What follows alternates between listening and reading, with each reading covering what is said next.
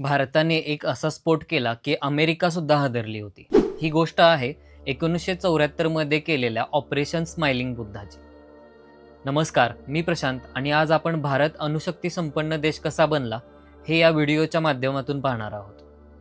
इसवी सन 1962 मध्ये झालेल्या सायनो इंडियन वॉरमध्ये भारताला मोठा धक्का बसला होता आणि त्यानंतर लगेचच चीनने 1964 मध्ये अणुचाचणी केली.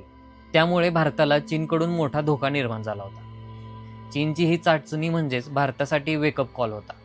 चीनच्या या चाचणीमुळे कळलं की भारताला सेल्फ डिफेन्ससाठी न्यूक्लिअर पॉवर असणं आवश्यक आहे. पहिल्यांदा आपण या प्रकल्पाची पार्श्वभूमी जाणून घेऊया. भारताच्या अणु कार्यक्रमाची सुरुवात 1945 मध्ये झाली होती. तेव्हा होमी भाभा यांनी टाटा ग्रुपच्या मदतीने टाटा इन्स्टिट्यूट ऑफ फंडामेंटल रिसर्चची स्थापना केली. भारताच्या स्वातंत्र्यानंतर 15 एप्रिल 1948 रोजी अणुऊर्जा कायदा संमत झाला, ज्याद्वारे भारतीय अणुऊर्जा आयोगाची स्थापना झाली, म्हणजेच IACEची स्थापना झाली होती. भारत अणुप्रसार बंदी कराराच्या विकासात सहभागी होता, पण अखेरीस त्यावर स्वाक्षरी केली नाही. 1954 मध्ये अणुऊर्जा विभागाची स्थापना करण्यात आली, जो अणुऊर्जा विकास कार्यक्रमासाठी जबाबदार होता आणि त्यानंतरच्या वर्षांमध्ये संरक्षण बजेटमध्ये एक महत्त्वपूर्ण रक्कम त्याला देण्यात आली. 1956 मध्ये ट्रॉम्बे येथे अप्सरा नावाची पहिली अणुभट्टी सुरू झाली, जी आशियातील पहिली अणुभट्टी ठरली. अणु फॉर पीस या कार्यक्रमाअंतर्गत कॅनडा आणि अमेरिका सोबत झालेल्या सामंजस्याचा एक भाग म्हणून भारताला एक सिरस अणुभट्टी देण्यात आली. इतर देशांकडून आयात करण्याऐवजी भारताने अणुभट्टीसाठी युरेनियम अणुइंधन तयार करण्यासाठी एक स्वदेशी कार्यक्रम सुरू केला होता. जुलै 1958 मध्ये तत्कालीन पंतप्रधान जवाहरलाल नेहरूंनी अमेरिकेच्या विट्रो कॉर्पोरेशनने तयार केलेल्या प्युरेक्स प्रक्रियेचा वापर करून वर्षाला 20 टन प्लुटोनियम इंधन उत्पादन क्षमतेचा पुनर्प्रक्रिया प्रकल्प उभारण्यासाठी प्रोजेक्ट फिनिक्सला अधिकृत केले. प्लुटोनियम प्रकल्पाचे बांधकाम 1961 मध्ये सुरू झाले आणि 1964च्या मध्यापर्यंत ते कार्यान्वित झाले. या काळात अणुऊर्जेपासून वीज निर्मितीसाठी नागरी अणु कार्यक्रम देखील स्थापन करण्यात आला आणि त्यासाठी नवीन अणुऊर्जा प्रकल्प बांधण्याची योजना आखण्यात आली. भाभा आणि अमेरिकन सैन्याचे इंजिनियर क्लेथ निकोलस यांच्यासोबत झालेल्या नेहरूंच्या चर्चेतून प्रतिबंधात्मक साधन म्हणून अण्वस्त्र तयार करण्याचा त्यांचा हेतू दिसून आला. 1962 मध्ये भारत चीनसोबत युद्धात गुंतला होता. चीन आपला स्वतःचा अणुविकास कार्यक्रम राबवत असल्यामुळे भारताची अण्वस्त्रे विकसित करण्याची गरज वाढली. या काळात भारतात अणुभट्ट्या बांधण्यास मदत करण्यासाठी सोव्हिएत युनियनसोबत एक करार केला. 1964च्या दशकाच्या सुरुवातीला 2 अणुभट्ट्या कार्यान्वित असताना भाभा अणुबॉम्ब बनवण्याचे तंत्रज्ञान शिकण्यात आणि विकसित करण्यात गुंतले होते. केंद्र सरकारला अधिक नियंत्रण देण्यासाठी 1962 मध्ये अणुऊर्जा कायद्यात दुरुस्त करण्यात आली. भाभा अणुबॉम्बसाठी आक्रमकपणे लॉबिंग करत होते आणि त्यांनी या विषयावर सार्वजनिक भाषणे देखील दिली होती. त्यांनी असाही अंदाज वर्तवला होता की 10 किलो टन क्षमतेच्या अणुबॉम्बची किंमत $3,50,000 अमेरिकन डॉलर्स असेल. अणुभट्ट्या अपेक्षित दराने इंधन तयार करत नव्हत्या आणि नेहरूंच्या मृत्यूनंतर हा कार्यक्रम मंदावला. नवनिर्वाचित पंतप्रधान लाल बहादूर शास्त्री यांनी भाभा यांच्या आग्रहावरून 1964 मध्ये भूमिगत अणुस्फोट प्रकल्पाला मंजुरी दिली. तथापि शास्त्रींना अद्याप शस्त्रास्त्र चाचणीसाठी वचनबद्ध व्हायचे नव्हते आणि नंतर त्यांनी भौतिकशास्त्रज्ञ विक्रम साराभाई यांची अणु कार्यक्रमाचे प्रमुख म्हणून नियुक्ती केली. साराभाईंच्या अहिंसक गांधीवादी विचारांमुळे हा कार्यक्रम लष्करी विकासाऐवजी शांततापूर्ण हेतूसाठी निर्देशित केला.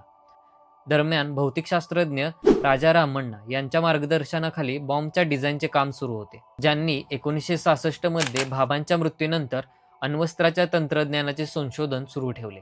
1966 मध्ये शास्त्रींच्या मृत्यूनंतर इंदिरा गांधी पंतप्रधान झाल्या आणि अणुशस्त्र कार्यक्रमाचे काम पुन्हा सुरू झाले. होमी सेटना नावाचे एक केमिकल इंजिनियर होते. त्यांच्याकडे प्लुटोनियम विकासाची जबाबदारी सोपवण्यात आली. या प्रकल्पाच्या गुप्त स्वरूपामुळे अणुबॉम्बच्या डिझाईन आणि निर्मितीच्या प्रकल्पात फक्त 75 शास्त्रज्ञ कार्यरत होते. रामण्णा यांनी या प्रकल्पाचे नेतृत्व केले, तर PK अय्यंगार यांचे उपप्रमुख होते. नेतृत्व संघात सेठना आणि साराभाई यांचाही समावेश होता.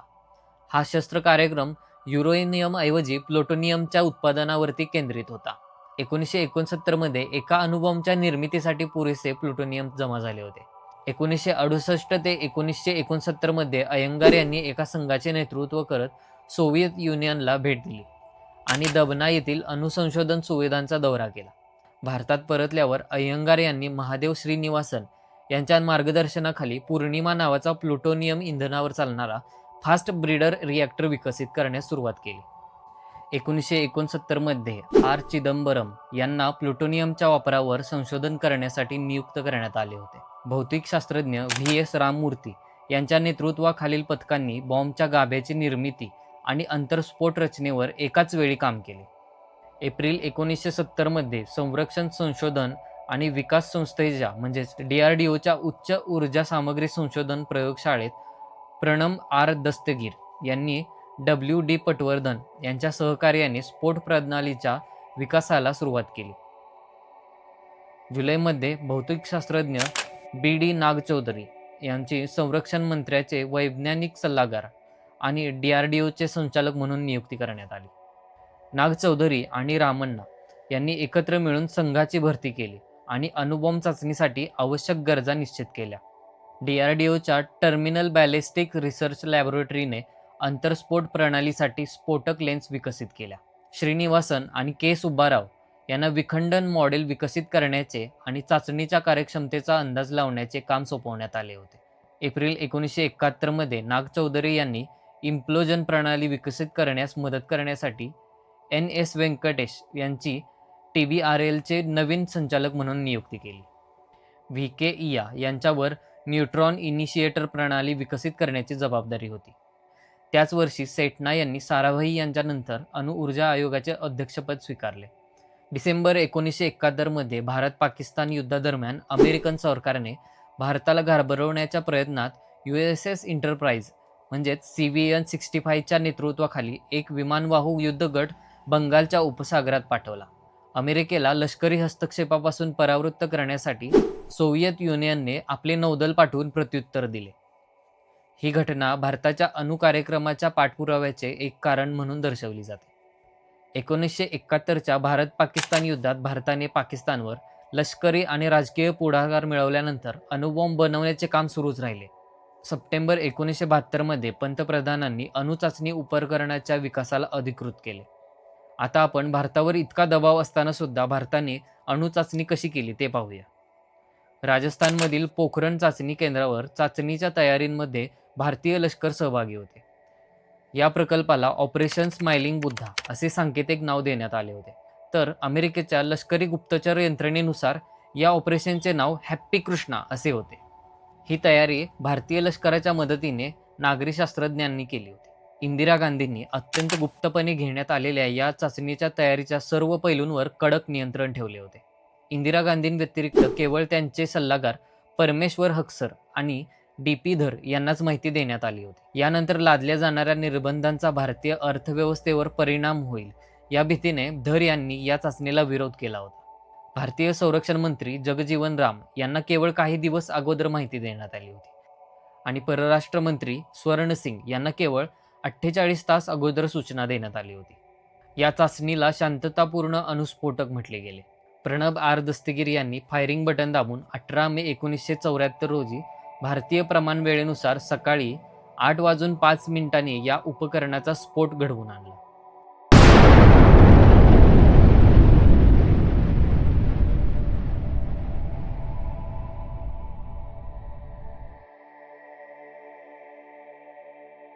भारतीय स्रोतांकडून मिळालेल्या अस्पष्ट माहितीमुळे चाचणीची आण्विक क्षमता निश्चित करणे कठीण झाले आहे.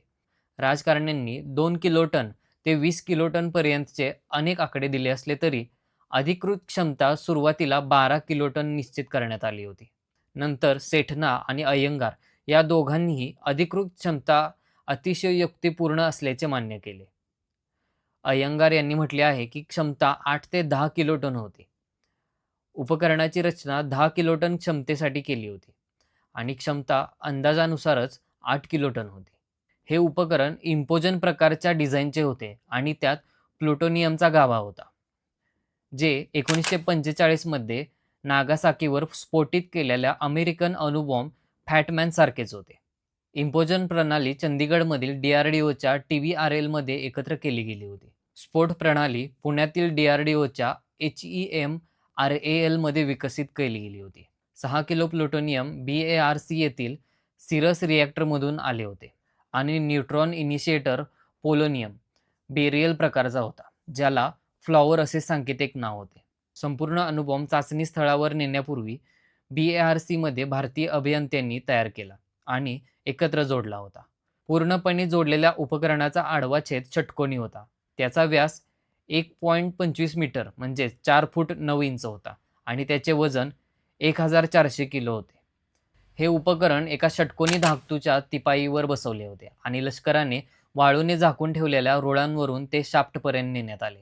आता या चाचणीनंतर देशांतर्गत काय प्रतिक्रिया झाल्या असतील हा प्रश्न नक्कीच पडला असेल. या चाचणीनंतर भारतीय पंतप्रधान इंदिरा गांधी यांची लोकप्रियता खूप वाढली, जी पाकिस्तानसोबतच्या 1971च्या युद्धानंतर कमी झाली होती. काँग्रेस पक्षाची एकूण लोकप्रियता आणि प्रतिमा उंचावली आणि भारतीय संसदेत त्यांचे चांगले स्वागत झाले. 1975 मध्ये सेठना, रामन्ना आणि नाग चौधरी यांना भारताचा दुसरा सर्वोच्च नागरी पुरस्कार पद्मविभूषण देऊन सन्मानित करण्यात आले होते. प्रकल्पातील इतर 5 सदस्यांना भारताचा सर्वोच्च नागरी पुरस्कार पद्मश्री मिळाला. भारताने सातत्याने असा दावा केला की ही एक शांततापूर्ण अणुबॉम्ब चाचणी होती आणि आपल्या अणुकार्यक्रमाचे लष्करीकरण करण्याचा कोणताही हेतू नव्हता. परंतु स्वतंत्र निरीक्षकांच्या मते ही चाचणी एका वेगवान भारतीय अणुकार्यक्रमाचा भाग होती.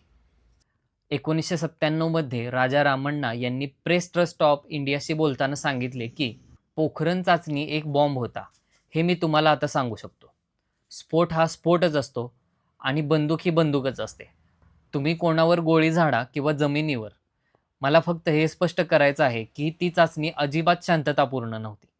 जरी भारताने ही चाचणी शांततापूर्ण हेतूंसाठी होती असे सांगणे सुरू ठेवले असले तरी त्याला अनेक स्तरांवरून विरोध झाला. या चाचण्यांच्या प्रतिक्रियेत आंतरराष्ट्रीय अणुप्रसार रोखण्यासाठी अणुपुरवठादार गट म्हणजेच NSG ची स्थापना करण्यात आली. NSGने 1992 मध्ये कोणत्याही नवीन अणुनिर्यात करारांसाठी पूर्ण व्याप्ती सुरक्षा उपाय आवश्यक करण्याचा निर्णय घेतला, ज्यामुळे भारताला अणुनिर्यात प्रभावीपणे वगळण्यात आली. 2008 मध्ये भारत अमेरिका नागरी अणु कराराचा भाग म्हणून ही अट शिथिल करण्यात आली. चाचणीमध्ये वापरलेले प्लुटोनियम कॅनडाने पुरवलेल्या अणुभट्टीमध्ये अमेरिकेने पुरवलेल्या जड पाण्याचा वापर करून समृद्ध करण्यात आले होते. दोन्ही देशांनी नकारात्मक प्रतिक्रिया दिली, विशेषतः अण्वस्त्र प्रसारबंदी करारावर त्यावेळी सुरू असलेल्या वाटाघाटी आणि दोन्ही देशांनी भारताला दिलेल्या आर्थिक मदतीच्या पार्श्वभूमीवर कॅनडाने असा निष्कर्ष काढला की या चाचणीमुळे दोन्ही देशांमधील 1971च्या सामंजस्याचे उल्लंघन केले आहे आणि त्यावेळी बांधकामाधीन असलेल्या 2 जड पाण्याच्या अणुभट्ट्यांसाठी अणुऊर्जा सहाय्य गोठवले. तथापि अमेरिकेने असा निष्कर्ष काढला की या चाचणीने कोणत्याही कराराचे उल्लंघन झालेले नाही आणि जून 1974 मध्ये तारापूर अणुभट्टीसाठी समृद्ध युरेनियमची खेप पाठवण्याची प्रक्रिया सुरू ठेवली. न्यूझीलंडचे पंतप्रधान नॉर्मन कर्क यांनी टिप्पणी केली की भारताने भूमिगत अणुस्फोटाची घोषणा केल्यामुळे आंतरराष्ट्रीय कराराची गरज पूर्वीपेक्षा अधिक तातडीने निर्माण झाली आहे. पाकिस्तानने या चाचणीला शांततापूर्ण अणुस्फोट मानले नाही आणि भारतासोबत नियोजित चर्चा रद्द केली. जून 1974 मध्ये पंतप्रधान झुल्फिकार अली भुट्टो म्हणाले की पाकिस्तान याला धमकी मानतो आणि उपखंडात भारताची श्रेष्ठता स्वीकारणार नाही. 2011 मध्ये पाकिस्तानी अणुभौतिक शास्त्रज्ञ परवेज हुडूभॉय यांनी सांगितले की त्यांच्या मते या चाचणीमुळे पाकिस्तानला स्वतःचे अण्वस्त्रे विकसित करण्यास भाग पाडले. मित्रांनो, तुम्हाला ही माहिती कशी वाटली हे कमेंट करून नक्की सांगा. व्हिडिओला लाईक करा आणि तुमच्या मित्रांबरोबर नक्की शेअर करा आणि आपल्या चॅनेलला सबस्क्राईब करायला विसरू नका. धन्यवाद.